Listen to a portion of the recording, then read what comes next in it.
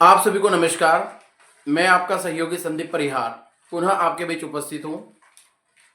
ई service book जो updation की प्रक्रिया चल रही है, उस अपडेशन के अंतर्गत पूर्व में मेरे द्वारा फोटो अपलोड करना, ई केवाईसी और ई केवाईसी के साथ साथ अपनी बेसिक जानकारी किस प्रकार आपको सर्विस बुक में ऑनलाइन अपडेट करना है, उसकी प्रक्रिया समझाई गई थी।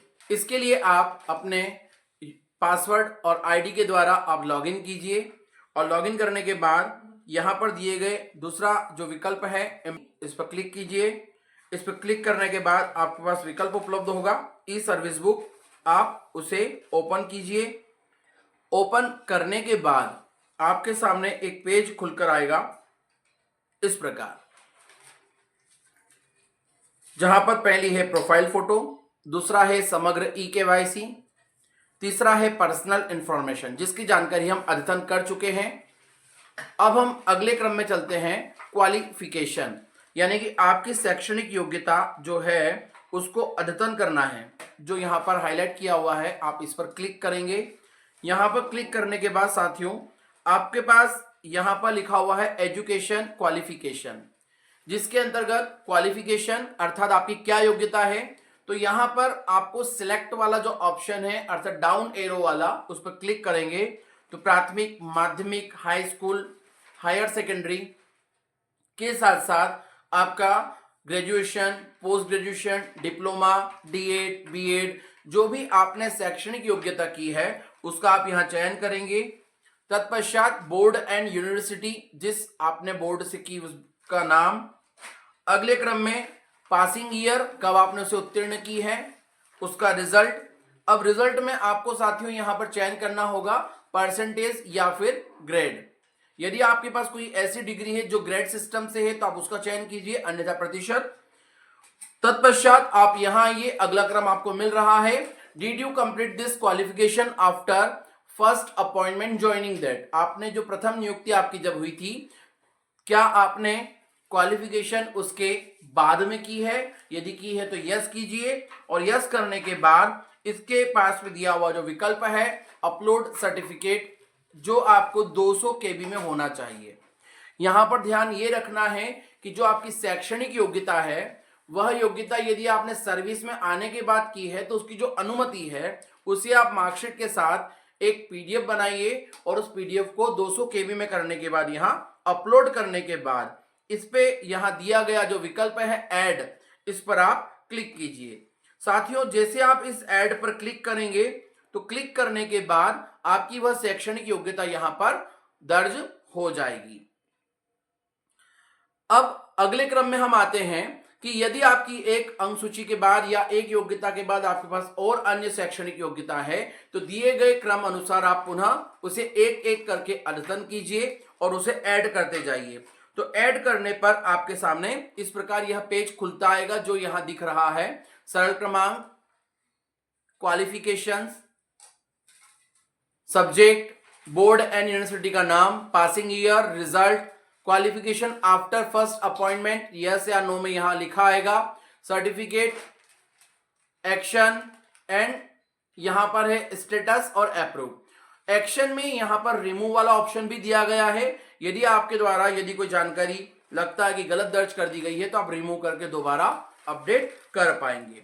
साथियों इस प्रकार आप अपनी शैक्षणिक योग्यता को यहां पर अद्यतन करने के बाद आप सेव एंड नेक्स्ट जो नीचे बटन दिया गया है आप इस पर क्लिक कीजिए। जैसे आप क्लिक करेंगे तो आपका चौथा विकल्प पूरा हो जाएगा और आपको पांचवें पर कार्य करने की अनुमति प्राप्त हो पाएगी। अब हम आते हैं पांचवें विकल्प पर। इस पांचवें विकल्प का जो नाम है वो है पोस्टिंग अर्थात आपकी पद स्थापना। यहां पर आप थोड़ा ध्यान दीजिएगा कि आपने जैसे इस पेज पर आएंगे तो सबसे पहले लिखा हुआ है प्रथम नियुक्ति ऑब्लिक अध्यापक संवर्ग में संविलियन ऑब्लिक नवीन संवर्ग में नियुक्ति की प्रविष्टि। तो पोस्टिंग टाइप यहां पर आपको जो रेड कलर का राइट दिख रहा है यहां, और यहां पर एक लाल रंग के घेरे में दिख रहा है फाइल अपलोड करना। तो यहां पर फाइल की साइज 200 से बढ़कर 500 केबी की गई है। तो आपको यहां पर देखें तो पूर्व में तैयारी में पोस्टिंग किस प्रकार हुई है, आपका पद क्या है, आपका ऑर्डर नंबर, ऑर्डर दिनांक, पोस्टिंग स्कूल, वहां का कोड, पोस्टिंग स्कूल इंस्टीट्यूट का नाम और डॉक्यूमेंट्स। तो यहां पर हम देखते हैं कि इस प्रकार हमें यहां पर कुल 3 विकल्प दिए गए हैं। यहां पर लिखा हुआ है फर्स्ट अपॉइंटमेंट, आप इसका चयन कीजिए। तो आप फर्स्ट अपॉइंटमेंट को क्लिक कीजिए, उसका ऑर्डर दिनांक के बाद जो भी उससे बेसिक जानकारी पूछी गई है वह आप चयन कीजिए। अगले क्रम में ऐड होने के बाद जब आप देख रहे हैं अध्यापक संवर्ग में संविलियन, तो जैसे ही पहले संविदा की जो नियुक्ति होती थी संविदा शिक्षकों की, तो संविदा का जो टाइम पीरियड था वो 3 वर्ष था। 3 वर्ष के बाद उसका अध्यापक संवर्ग में संविलियन हो जाता था। तो आपका जो भी संवर्ग में संविलियन हुआ है, आप इस प्रकार यहां इस दूसरे विकल्प का चयन कीजिए, उस ऑर्डर का क्रमांक, उसके दिनांक, आप किस संस्था में थे, वहां का डाइस कोड, उसका नाम और उसका संबंधित आदेश संलग्न कीजिए। ऐसे ही 2018 में जो नवीन शैक्षणिक संवर्ग जो बना था, तो आप उसकी यहां पर डिटेल भर सकते हैं। इसमें आपको जो नियुक्ति जो दिनांक अर्थात इसका जो जारी आदेश क्रमांक है वह डालिए और आपकी शाला में उपस्थिति और शाला का जो नाम है डाइस कोड वह आप प्रविष्ट कीजिए।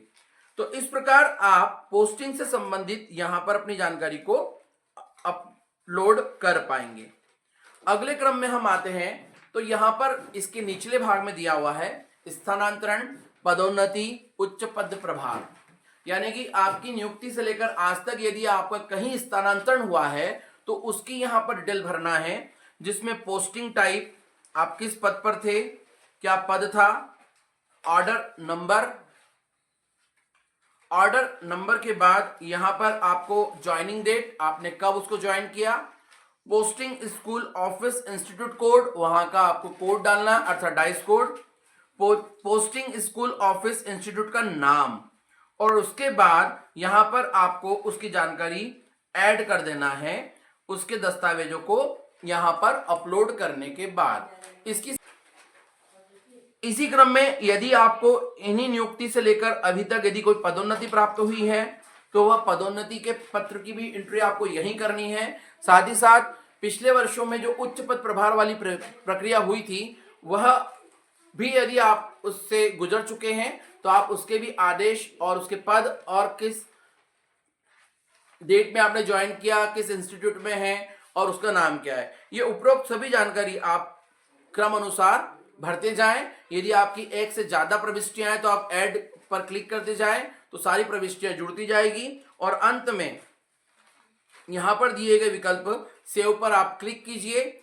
आप क्लिक करेंगे तो आपकी सारी सर्विस बुक के 5 कंटेंट पूरे हो पाएंगे। इस प्रकार आपकी सर्विस बुक कंप्लीट होती है, जिसे डाइंग अथॉरिटी द्वारा अर्थात अधिकृत व्यक्ति द्वारा, अधिकारी द्वारा यह अप्रूव की जाएगी, सत्यापित की जाएगी। साथियों, इस प्रकार मेरे द्वारा इस सर्विस बुक को किस प्रकार ऑनलाइन तरीके से आपको अपडेट करना है, ये सभी वीडियो प्रसारित किए गए हैं। यदि आपको कोई समस्या आती है तो आप कमेंट्स करके मुझसे प्रश्न पूछ सकते हैं। साथ ही साथ यदि आपको ये जानकारी लाभप्रद लग रही है तो आप मेरे चैनल को सब्सक्राइब कीजिए, तो आपकी ऐसे ही नए नए जो भी परिवर्तन होते हैं उससे संबंधित आदेश को मैं सरल भाषा में आपके समक्ष लेकर उपस्थित हो सकूं। धन्यवाद।